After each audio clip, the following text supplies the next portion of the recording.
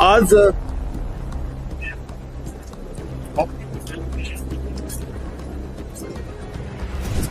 मला बाईट देण्यास परवानगी मिळाली नाही. माझी विधानसभा सदस्य असल्यामुळे आता निरोप आलाय.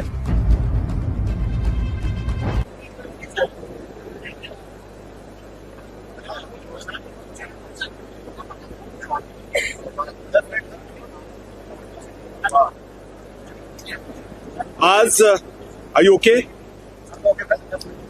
So everybody else is waiting. It doesn't look good. Please. आज